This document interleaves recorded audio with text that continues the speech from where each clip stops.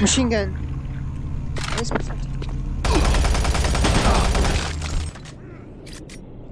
There it is.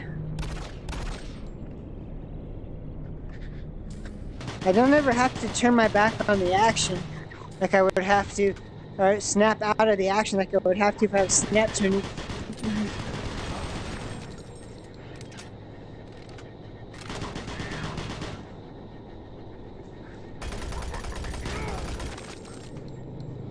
Howdy doody, YouTube. My name's Kent, and today I'm going to be playing some more Doom 3 BFG VR mod in my 18 by 18 foot play space here in my garage. I'm going to be sort of reviewing the Vive Pro Enterprise Edition, my choice headset for my play space, and the wireless HTC Vive wireless adapter. I'm going to be using this 3D printed stock, and these are attached on here with a screw, stays on there, and then there's a magnet that attaches.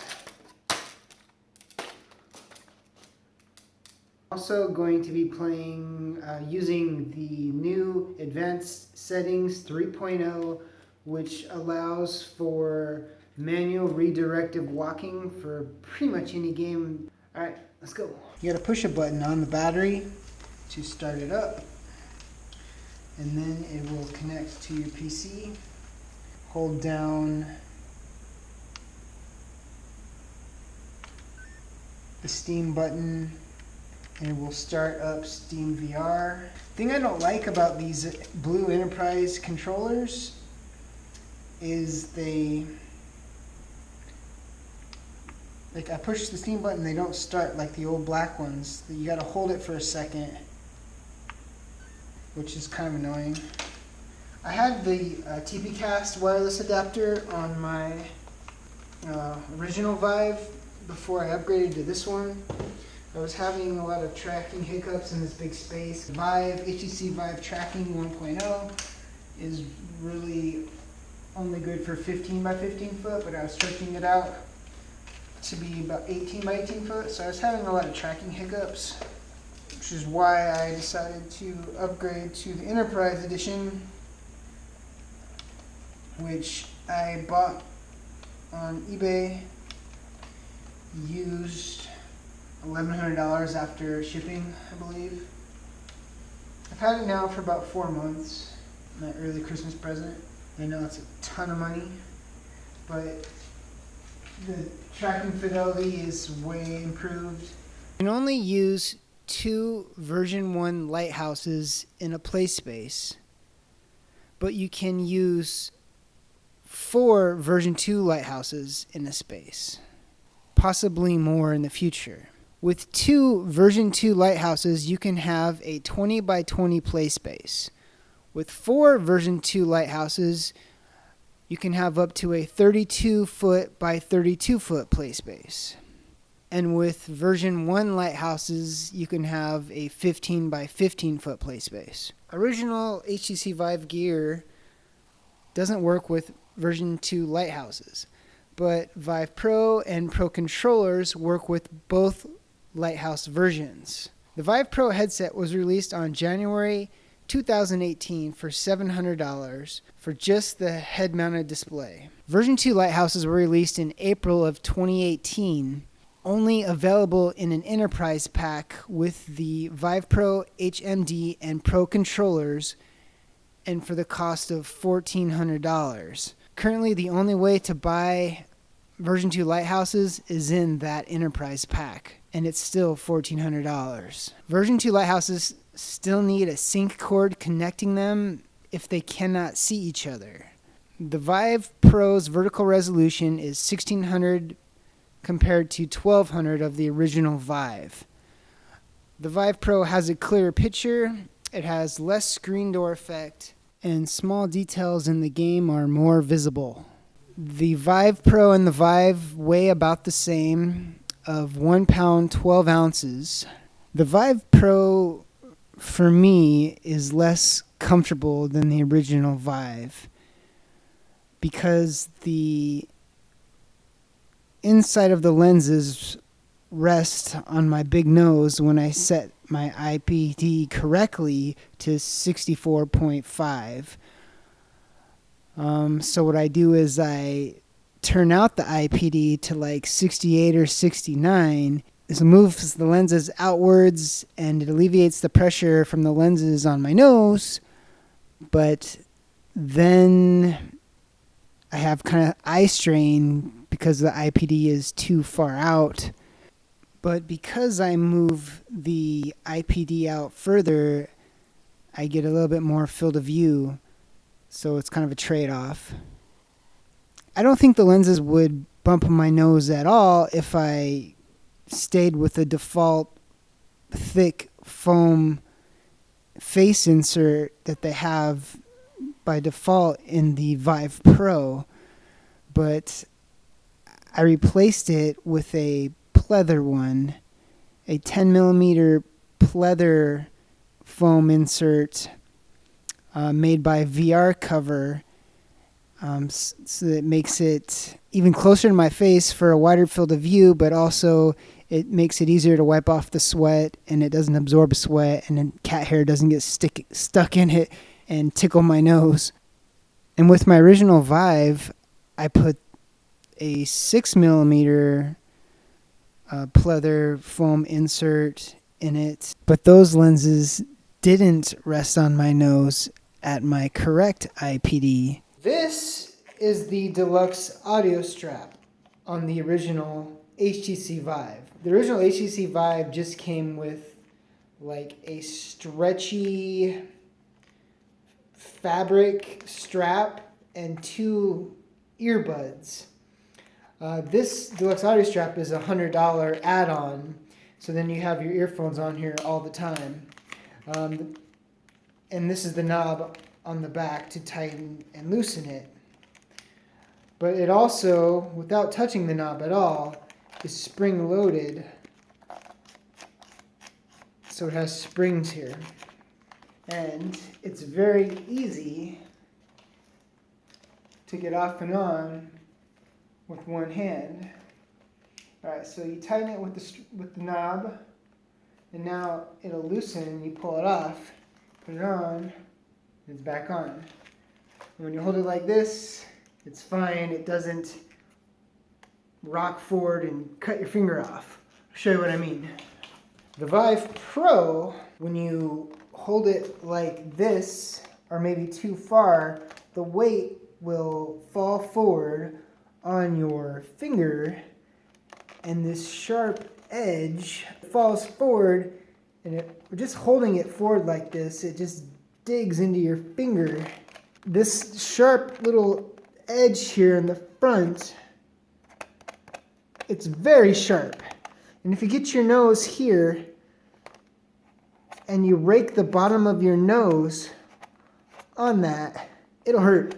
So if you go like this, it can totally just like scrape the skin right off the bottom of your nose. You gotta be careful putting this thing on.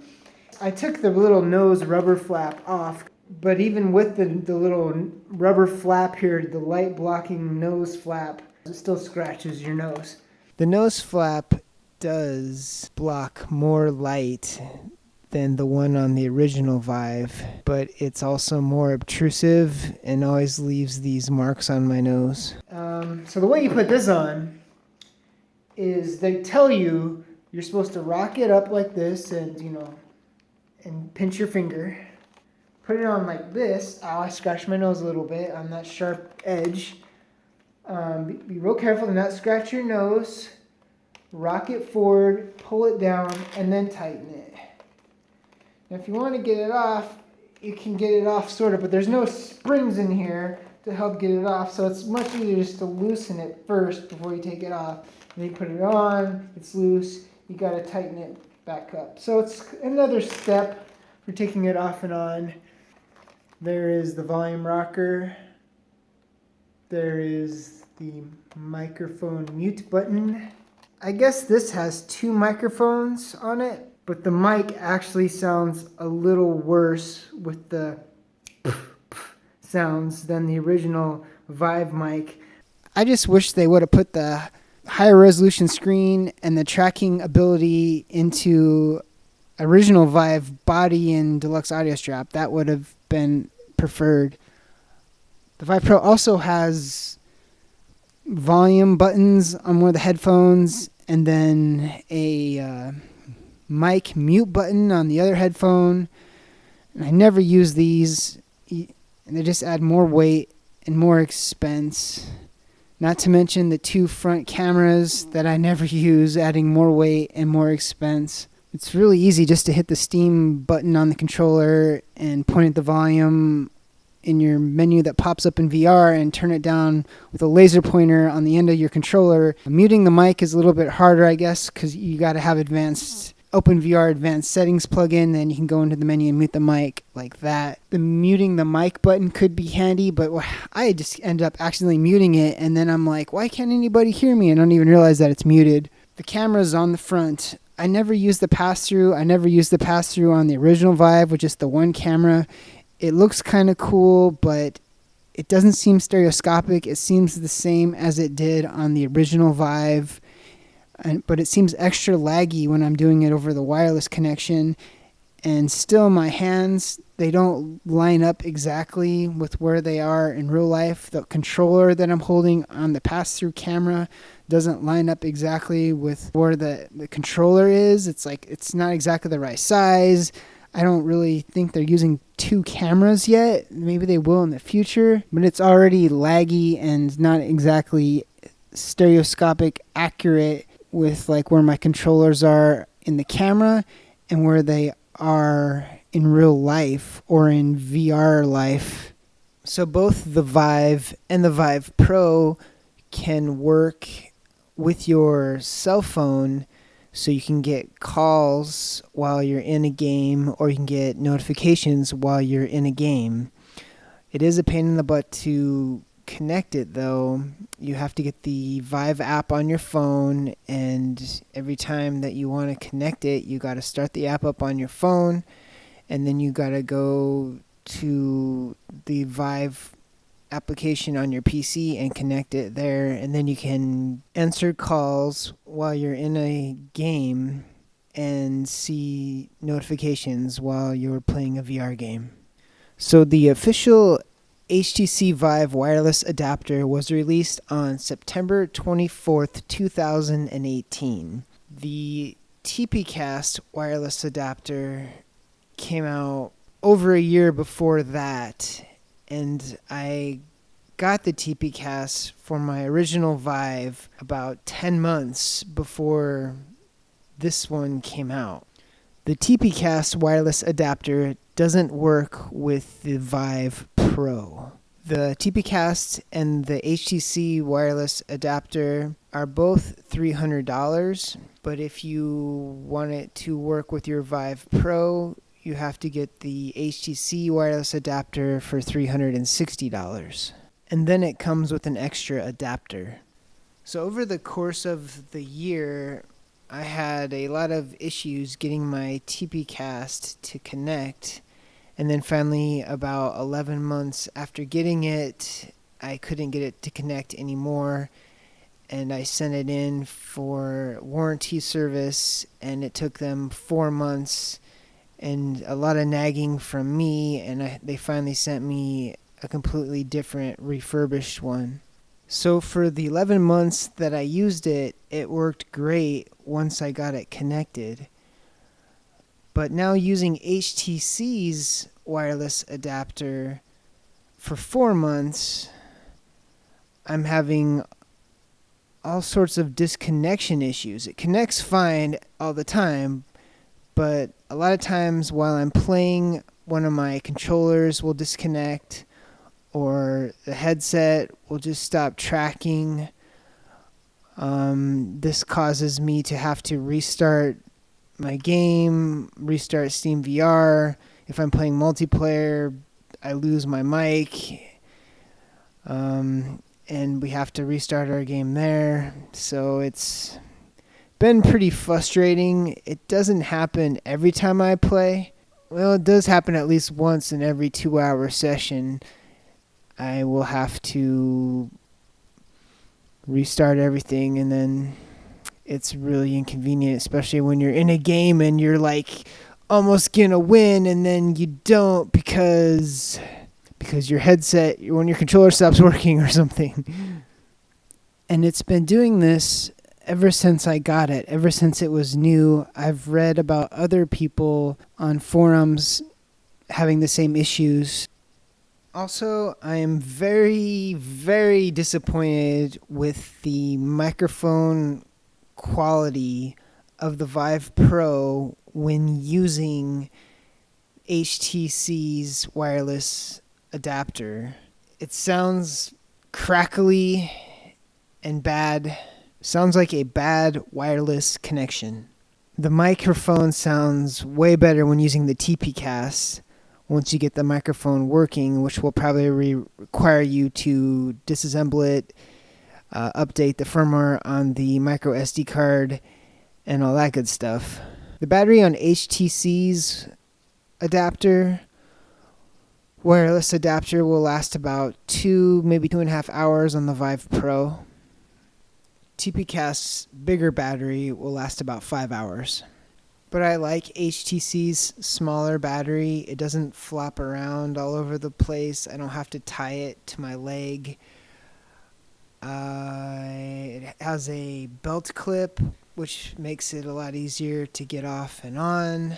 And I ordered a few things off of Thingiverse to attach the battery to the back of my headset, so I don't even have to worry about putting it on my belt anymore. We'll see. It'll probably be too heavy when I get that, though.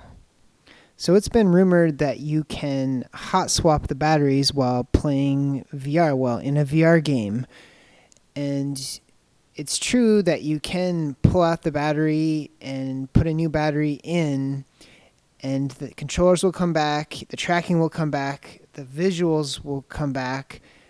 But in most games, the sound will swap, and you can't get the sound back, or you can't get your microphone back because it's swapped back to a default sound of your PC speakers or microphone.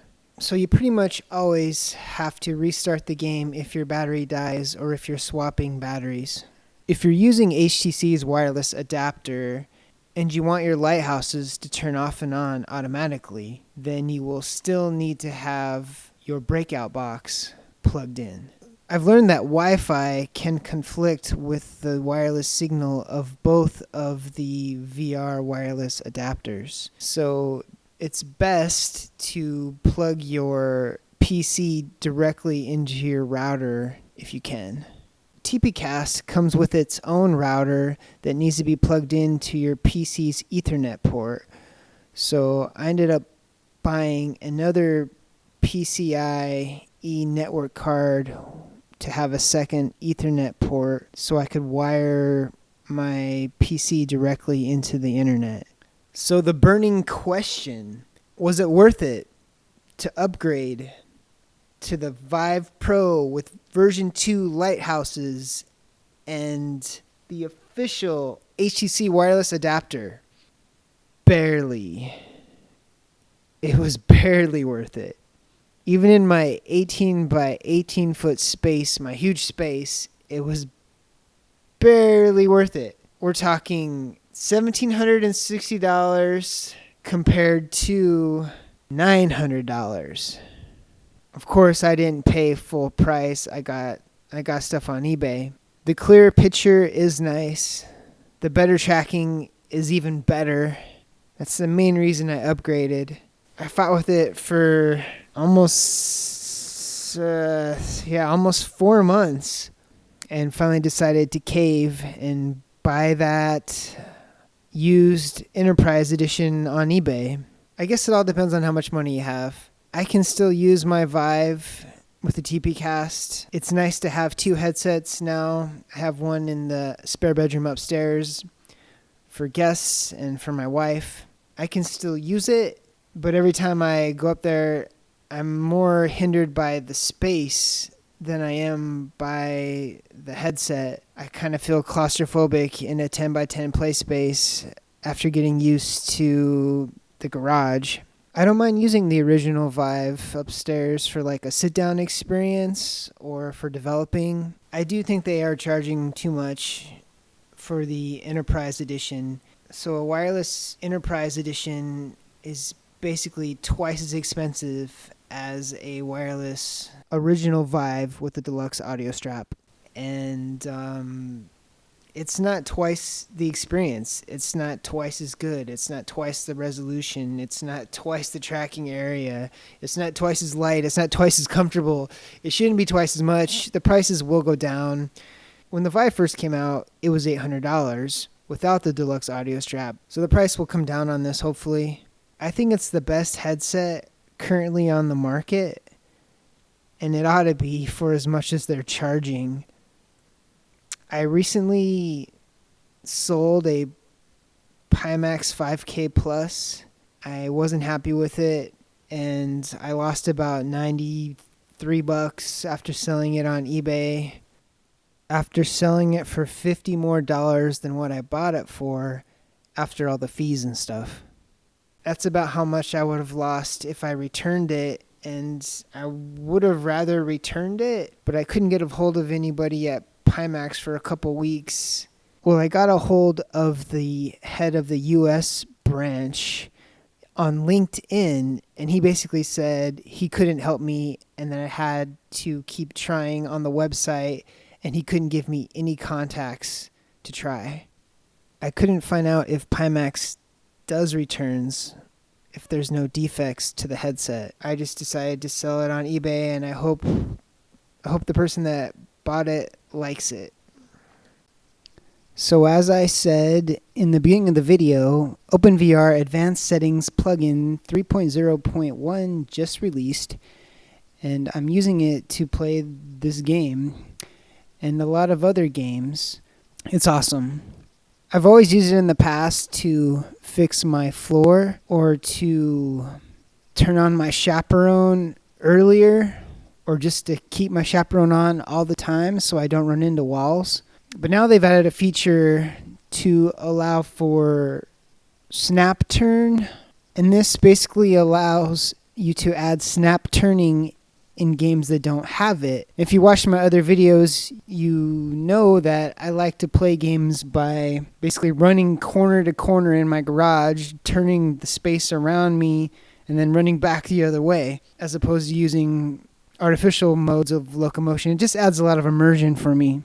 But not every game has it, so I've been having a lot of fun this past few days trying out all these games that previously didn't have snap turn. Can break a lot of games, and you have to like shut down the game, or you have to keep on recentering your space.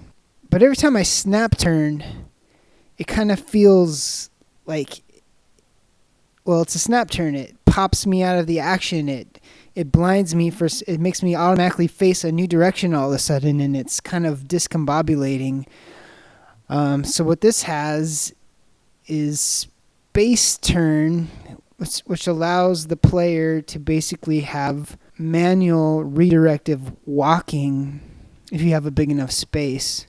Now that can make you dizzy as well, and the way it works is you set up space turn to a button on your controller, and when you hold down that button, it locks the game's rotation to your controller. So when you spin in real life, your view in the game doesn't change. So if I'm walking in the garage and I come up next to the garage wall, so I can't walk any further, I can hold down a button and do a 180 in real life, and I will still be facing the same direction in the game and be able to walk back the other direction in my garage. I'm still trying to figure out if I like space turn more or snap turn more. Space turn makes me dizzy when I'm spinning and the game world is staying put. And I'm sure you already know the drawbacks of snap turn. Beware though, this new advanced settings plugin is really buggy. I've had to delete my chaperone info .vrshap file in my Steam config folder a couple times now in order to just get VR to start up right. I've had to set up my room numerous times as well. I've had to redo my room setup. So hopefully they'll iron out those kinks very soon. So I made a video reviewing the Pimax. I also made a video going more in depth on the original Vive and the TPcast in my garage. You can find those on my channel. Okay, that's it. I think I'm finally done talking. Thank you so much if you were able to stick with me through this whole video. And I'll see you guys in the next one. Later.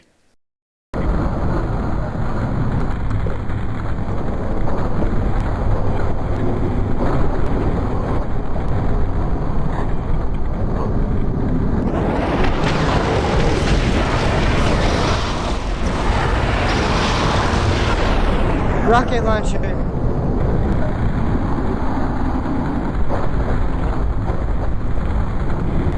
Oh man, come on, go. Oh shit. Oh, oh man.